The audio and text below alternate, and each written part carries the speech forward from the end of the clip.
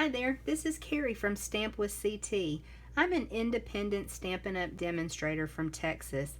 Today I want to talk to you a little bit about the new stamp positioning tool from Stampin' Up! It's called the Stamparatus. Now there are several stamp positioning tools on the market, and I just want to show you some of the features of the Stamparatus that set it apart and make it a little bit different. Now when you receive your Stamparatus, there is a guide to it, and it does tell you the different parts of it. It also shows you kind of step by step how to use it, but I certainly can answer any questions that you may have as well. Now this is the base, and you will notice that it has grid lines which help you when you're placing your stamp on it to help position it perfectly every time. We'll turn it over and you'll notice there are two magnets. Now these are super strong, and of course the base is magnetic, so they just click back into their cubby for storage. You do not want to let them click together. If they do, they can break, which any strong magnet can. So you do want to keep them apart. I tend to just use one at a time. Also, there are little rubber feet on each corner of the Stamparatus, and that really helps to keep your Stamparatus in place when you're stamping. Keep it from moving on your work surface. So the next part is a foam pad, and this is useful when you're using photopolymer stamps. You know, it needs just a little more cushion to get a good image. But when you're working with red rubber stamps, you'll just use it straight on the base.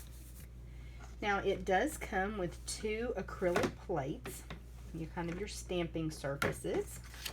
And I've been working with this stamp set, this photopolymer set, so they're already mounted. But basically you just take it a 90-degree angle and pop it down into the hinge, and that's how that works. Now because they're reversible, you really have 4 stamping surfaces. We will go ahead and attach this plate, and I'll show you how to mount the stamp to the Stamparatus. I have just a scrap of Whisper White cardstock, and I'll put it there in the corner and just add my magnet over here out of the way.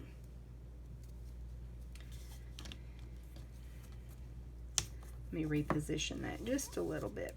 There we go. And see, that washi tape handle comes in handy. And I'm just going to place my stamp where I want it. You bring the plate over and pick up your stamp. And then I've got the new lovely lipstick, one of our great new in colors. And we'll go ahead and ink up the stamp. And you do want to put just a little bit of pressure, just like when you're using an acrylic block. Now you see I did not get a perfect image there. So that's one of the great things, is we're able to re-ink the stamp and stamp it again. So that also helps if you want a nice dark image too. Now you'll notice that I did get a little bit here on the acrylic plate. That is not a problem, because that is not going to be touching our cardstock, so you won't have those halos and little bits where it picks up where you don't want it to. I can clean that up either using a baby wipe or our new Stampin' Chamois, Simply Chamois, and then I can just clean the stamp up as well. Pretty easy, isn't it?